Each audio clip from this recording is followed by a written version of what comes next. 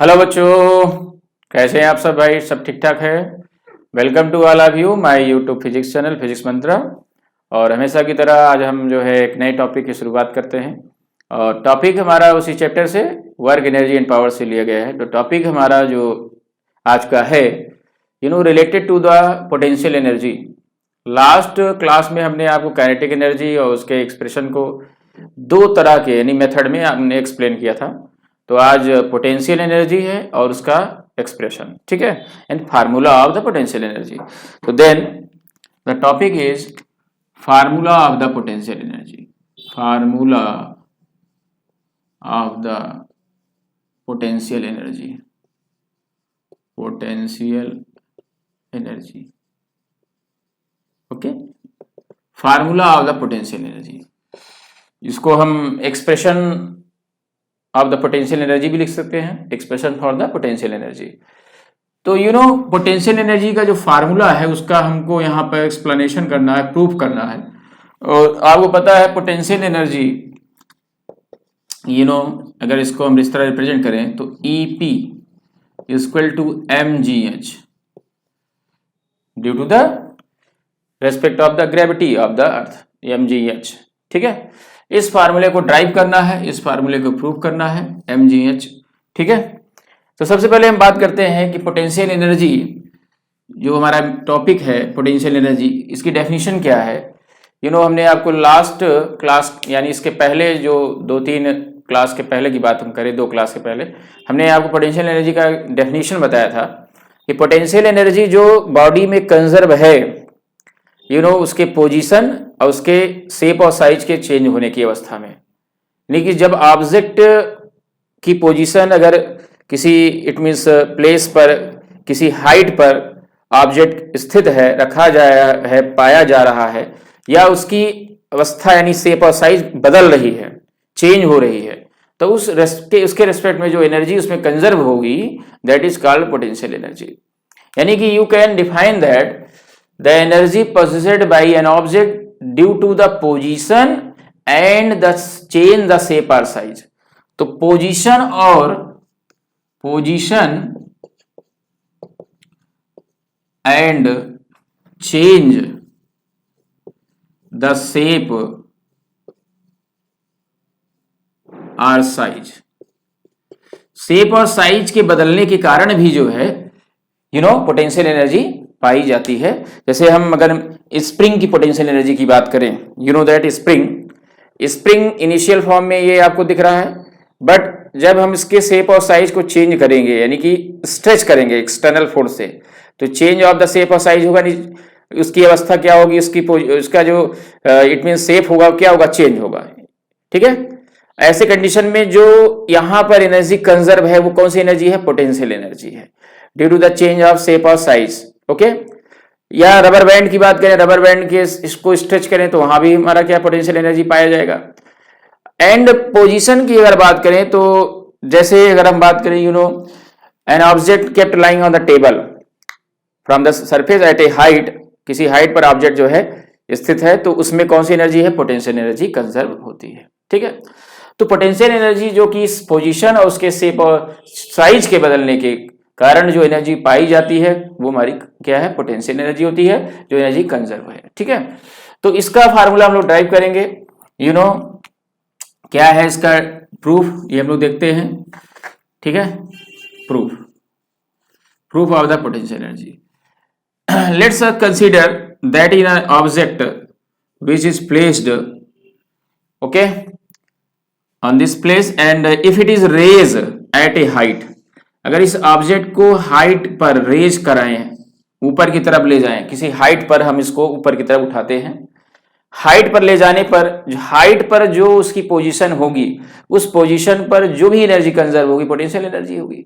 तो यहां पर हाइट पर जब इसको हम ले जाते हैं तो ऑन द पाथ ले जाने पर यानी ऑब्जेक्ट में मोशन पाया जाता है, तब उस अवस्था में पोटेंशियल एनर्जी काइनेटिक एनर्जी में कन्वर्ट होती है। बट हम किसी हाइट पर ले जाकर जब उसको हम यहाँ पर प्लेस करते हैं तब उस अवस्था में मैक्सिमम जो एनर्जी होगी हमारी क्या होगी, पोटेंशियल एनर्जी होगी, यानी काइनेटिक एनर्जी कन्वर्ट हो जाएगी पोटेंशियल एनर्जी में। तो यहाँ पे कौन सी एनर्जी पाई जाएगी, पोटेंशियल एनर्जी होगी, और वो क्या है, mgh के बराबर होगा। ठीक है, तो इसको हमको प्रूव करना है, दिखाना है।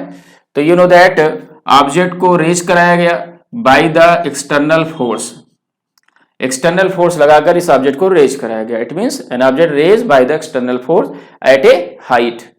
तो you know displacement initial place से फाइनल प्लेस के बीच में डिस्प्लेसमेंट कितना है, h के बराबर है। यानी डिस्प्लेसमेंट देखा जाए तो डिस्प्लेसमेंट यहां पर क्या है, h के बराबर है। मास ऑब्जेक्ट का क्या दिया गया है, मास दिया गया है m, मास मान लेते हैं m दिया गया है ऑब्जेक्ट का मास, ठीक है, ऑब्जेक्ट का मास क्या है, m है। यू नो ऑब्जेक्ट पर एक्सटर्नल फोर्स लग रहा है, तो एक्सटर्नल फोर्स क्या लग रहा है, F लग रहा है। ऐसे कंडीशन में यहां पे एक फोर्स और काम करेगा जो कि डाउनवर्ड होगा, वो हमारा क्या कहलाएगा, ग्रेविटेशनल फोर्स होगा। और ग्रेविटेशनल फोर्स मान लेते हैं F dash, that is called gravitational force, null force, okay, that is called gravitational force. या ग्रेविटेशनल फोर्स काम कर रहा है, डाउनवर्ड काम कर रहा है, which is just opposite to the motion of an object. Object का मोशन अपवर्ड है, ग्रेविटेशनल फोर्स डाउनवर्ड काम कर रहा है, ओके। देन वर्क डन हम यहां पे फाइंड करेंगे, फोर्स लगाया गया एक्सटर्नल, ऑब्जेक्ट में डिस्प्लेसमेंट हो रहा है तो यहां वर्क होना है, तो work done by the external force F equal to W equal to force into displacement F into displacement D। External force F, displacement क्या है D। तो यहां पर F और डिस्प्लेसमेंट क्या है, यहां पे किसके बराबर है, H के बराबर है। डिस्प्लेसमेंट में बताया H के बराबर डिस्प्लेसमेंट है H, ठीक है, दैट इज दिस। तो वर्क डन क्या है, F into H, clear. External force object को उठाने में यूज किया जा रहा है, तो एक्सटर्नल फोर्स अगर F की बात करें तो यहां पर by the second laws of motion, second laws of motion F equal to है ma, ठीक है। यहां पर ये हमारा क्या है, लीनियर एक्सेलरेशन है, बट यहां पर एक्सेलरेशन जो प्रोड्यूस होगा वो ऑब्जेक्ट को ऊपर उठाने की अवस्था में जो एक्सेलरेशन ड्यू टू ग्रेविटी यहां पे प्रोड्यूस होगी वो स्मॉल g है, जो कि डाउनवर्ड काम करेगा। ऑब्जेक्ट को हम ऊपर ले जा रहे हैं बट ग्रेविटी डाउनवर्ड काम कर रही है, एक्सेलरेशन डाउनवर्ड काम कर रहा है, वो क्या है, g है। तो यहां पर यू नो F बराबर क्या हो जाएगा, m into g, due to the gravity, due to the gravity, ठीक है, ड्यू टू द ग्रेविटी ये होगा। तो F की वैल्यू यहां पे रखेंगे इक्वेशन 1, फ्रॉम इक्वेशन 1 क्या मिलेगा, W इक्वल टू F की प्लेस पे mg और H, फार्मूला क्या है, mgh, that is this. You know gravity जो यहां पर डाउनवर्ड काम कर रही है और ऑब्जेक्ट का मोशन क्या है, अपवर्ड काम कर रहा है, उस अवस्था में यानी ग्रेविटी के रेस्पेक्ट में हम ग्रेविटेशनल फोर्स लिए हैं F डैश। अगर हम रेस्पेक्ट टू द ग्रेविटी यहां पर, इट मींस यहां पर बात करें या ग्रेविटेशनल फोर्स के रेस्पेक्ट में बात करें, तब उस अवस्था में यहां पर जो ग्रेविटेशनल फोर्स के रेस्पेक्ट में जब वर्क डन होगा, क्योंकि वो ग्रेविटेशनल फोर्स क्या है, डाउनवर्ड काम कर रहा है और मोशन अपवर्ड हो रहा है, तो यू नो हम इस वर्क डन को क्या दिखा सकते हैं, W equal to mgh respect to the you know gravitational force work done क्या आ जाएगा, हम यहां पे दिखाते हैं इसको ऊपर की तरफ, ठीक है। Let's see, work done equal to the by the external force mgh आया। अब यहां पर हम अगर इसको respect to the gravitational force करें तो you know work done respect to the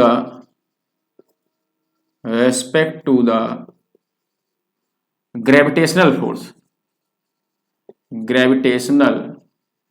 force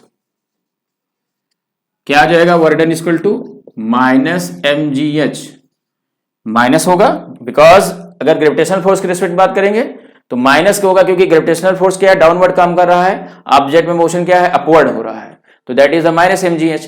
तो ये वर्क डन आएगा respect to the gravitational force और ये वर्क डन है हमारा respect to the external force. But you know work done जो बॉडी द्वारा किया जा रहा है वो क्या है, which is equal to the energy conserve in it, और हाइट पर कौन सी एनर्जी होगी? Potential energy. तो यहां पर ये वर्डन जो है पोटेंशियल एनर्जी के बराबर होगा, दैट इज द पीई, या लिख दें क्या, ईपी। ठीक है, तो देन डब्ल्यू के प्लेस पे क्या होगा? Potential energy, E P equal to, क्योंकि ये वर्डन एनर्जी में कन्वर्ट हो रहा है तो नेगेटिव साइन यहां हट जाएगा, तो आ जाएगा क्या, mgh, that is the potential energy equal to the mgh। क्या हो जाएगा यहाँ पे? mgh। तो ये हमारा फार्मूला है पोटेंशियल एनर्जी का, जो कि mgh के बराबर है। At a height the potential energy will be mgh। Okay, तो you know potential energy is equal to mgh at a height. At a height क्या होगा? पोटेंशियल एनर्जी mgh के बराबर होगा। अच्छा, यहां पे एक चीज ध्यान रखें, यू नो जब हम ऑब्जेक्ट को हाइट पर रेज करते हैं तो वहां पर mgh काम करता है, बट जब ऑब्जेक्ट यहां से फ्रीली फॉलिंग की कंडीशन में, जब ऊपर से नीचे की तरफ आने लगता है, तो पोटेंशियल एनर्जी कन्वर्ट होने लगती है काइनेटिक एनर्जी में। इट मींस ऑब्जेक्ट हाइट पर हम mgh आया, बट ये जब मोशन करेगा नीचे की तरफ, तो ये मोशन करता हुआ नीचे आएगा, इसमें मोशन आएगा। अब मोशन की अवस्था में कौन सी एनर्जी होगी? Kinetic energy. तो जैसे जैसे ये नीचे की तरफ आएगा मोशन करता हुआ, हाइट क्या होगी? कम होगी। और हाइट कम होगी तो क्या है? पोटेंशियल एनर्जी की वैल्यू कम होगी। और पोटेंशियल एनर्जी कम होगा तो कौन सी एनर्जी बढ़ेगी? काइनेटिक एनर्जी बढ़ेगी, क्योंकि जैसे जैसे ये अर्थ के नजदीक आएगा उसकी वेलोसिटी क्या है? बढ़ती जाएगी। Increase the velocity on freely falling of an object, तो वेलोसिटी बढ़ेगी, काइनेटिक एनर्जी बढ़ेगी। और कौन सी एनर्जी कन्वर्ट चेंज होगी? पोटेंशियल एनर्जी उसकी कम होगी। यानी कह सकते हैं कि टोटल जो पोटेंशियल एनर्जी है convert into the kinetic energy. तो यहां पर पोटेंशियल एनर्जी की वैल्यू जो मैक्सिमम है हाइट पर, वो धीरे धीरे नीचे आने पर पोटेंशियल एनर्जी कम होने लगेगा, and then it convert into the kinetic energy. जो पोटेंशियल एनर्जी यहां कम होगी वो कन्वर्ट किस में होगी? काइनेटिक एनर्जी में कन्वर्ट होगी। यानी कि टोटल एनर्जी क्या है फ्रीली फॉलिंग बॉडी में? अगर टोटल एनर्जी हम सिस्टम की बात करें तो क्या है? Remain same, remain constant, remain same. तो ये इसका एग्जांपल जो है हम लोग फ्रीली फॉलिंग बॉडी का मैकेनिकल एनर्जी में कह सकते हैं कि, या प्रूव करना हो कि किसी भी ऑब्जेक्ट की जो टोटल एनर्जी होती कंजर्व होती है, या मैकेनिकल एनर्जी कंजर्व होती है, तो हम फ्रीली फॉलिंग बॉडी का एग्जांपल दे सकते हैं। ठीक है, अच्छा, टोटल एनर्जी कंजर्व है फ्रीली फॉलिंग ऑब्जेक्ट, इसका एग्जांपल दे सकते हैं। पोटेंशियल एनर्जी हाइट पर है बट नीचे आएगी तो वो कन्वर्ट हो जाएगी काइनेटिक एनर्जी में, बट टोटल एनर्जी क्या आएगी? सेम आएगी। जो ऊपर है mgh वही हमारा यहां पर भी मिलेगा, वही हमारा यहां पर भी मिलेगा, वही हमारे नियरेस्ट टू अर्थ मिलेगा। यानी टोटल जो एनर्जी आएगी वो mgh के बराबर ही होगी on the freely falling of an object. ठीक है, अच्छा, इसका टोटल एनर्जी का एग्जांपल हम और दे सकते हैं, जैसे कि सिंपल पेंडुलम में है, मोशन ऑफ सिंपल पेंडुलम। तो इसका जो है एक्सप्लेनेशन हम नेक्स्ट टॉपिक में करेंगे, यानी कि जब हम बात करेंगे मैकेनिकल एनर्जी या टोटल एनर्जी की बात करेंगे, ऑब्जेक्ट में टोटल एनर्जी या mechanical energy that will be equal to the sum of kinetic energy and potential energy. तो जब हम नेक्स्ट टॉपिक में इसकी बात करेंगे तो उसके एग्जाम्पल को भी आपको दिखाएंगे, उसका प्रूफ भी करेंगे कि कैसे टोटल एनर्जी हमारी कंजर्व होती है। ठीक है, तो ओके स्टूडेंट, तो that is the topic, it means the formula of the potential energy. तो इसको आप यहाँ से इसको एक्सप्लेन कर लें, देख लें, और पॉज करके इसके एक टॉपिक के पॉइंट्स को इसको आप अच्छी तरह स्टडी कर सकते हैं। तो नेक्स्ट टॉपिक में फिर हम आपके साथ मिलते हैं एक नए टॉपिक के साथ, और वो हमारा अगला टॉपिक रहेगा कंजर्वेशन ऑफ द एनर्जी, जिसमें हम टोटल एनर्जी यानी मैकेनिकल एनर्जी के कंजर्वेशन को दिखाएंगे कुछ अलग अलग एग्जाम्पल को लेकर के। ठीक है, तो thank you all of you, I will meet you next day next time, thank you.